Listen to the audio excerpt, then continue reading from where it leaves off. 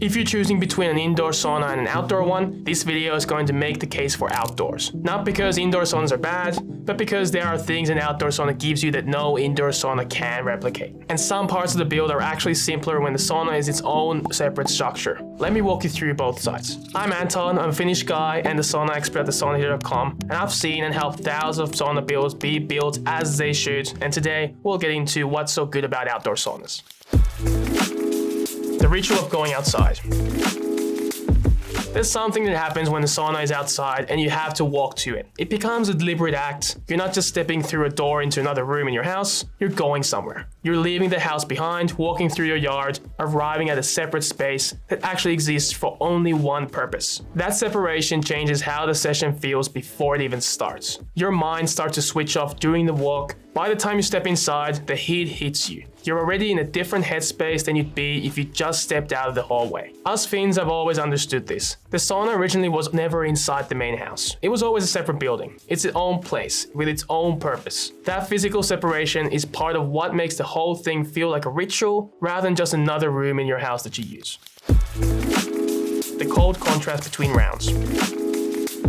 This is the part that indoor saunas can never really fully replicate, and it might be the single biggest argument for building outdoors. Between rounds in an outdoor sauna, you step outside, into cold air, whatever the season is. In winter, that means cold hitting your skin immediately. The sharpest, most satisfying contrast you can get after sitting in intense heat. In summer, it's a cool air on your warm skin. Either way, your body responds to it completely. Heart rate drops, the heat settles through your body, and you feel more ready for the next round than you thought possible. That contrast isn't really optional in Finnish sauna culture. It's the other half of the session. The heat opens you up, the cold brings you back, and the alternation between the two is what makes multiple rounds feel sustainable and genuinely restorative rather than just exhausting. With a cold hose or a cold plunge nearby, an outdoor sauna becomes something else entirely. The whole yard becomes part of the experience, the heat, cold, outside air, sky. There's nothing like it. A space that belongs to the sauna. An indoor sauna shares walls with the rest of your life. The bathroom next door, the basement storage, the hallway. It's integrated into the house, and that's fine, but it never fully feels like its own world. An outdoor sauna is its own building. You can design the space around it. A bench outside for cooling down, a cold shower perhaps, space to sit between rounds. The area around the sauna becomes part of the experience rather than just a path to the door. In wintertime, you're standing in cold air in a towel looking at the quiet yard. In summer, the door stays open between rounds and you cool down in evening air. These are experiences that only exist because the sauna is outside. They're small things, but they add up to something that feels qualitatively different from using a room inside the house. The build.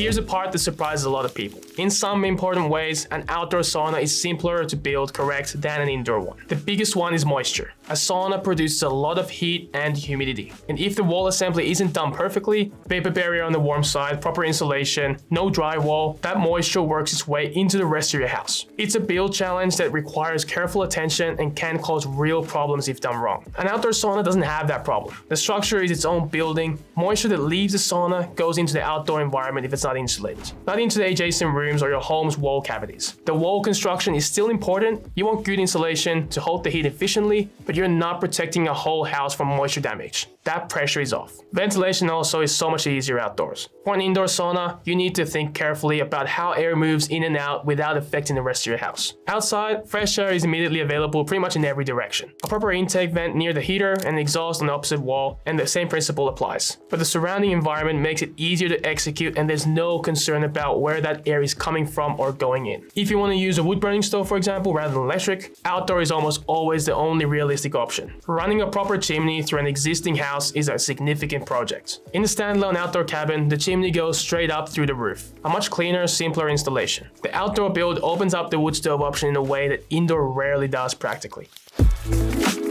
What to get right before you build.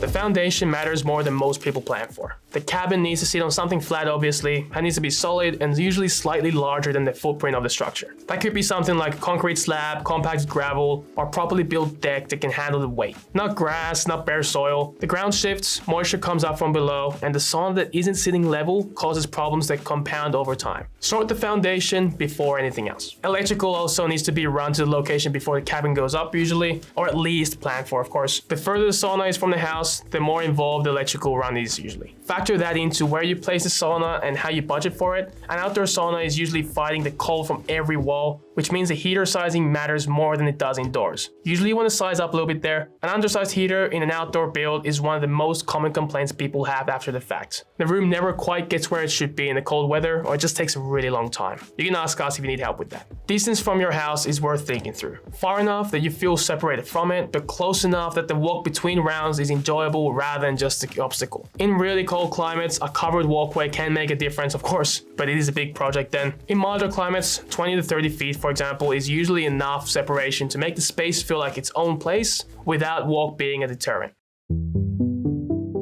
So, if you're building a sauna and you have an outdoor space to do it, build it outside. The experience is more genuine, several parts to build are simpler, and it just feels like more of a ritual. If you want to go deeper on the heater sizing or pre-built cabin options or how to do benches, all the works, all of that is available on this channel. Thank you so much for watching this video, and I'll see you in the next one. Have a good day. See ya.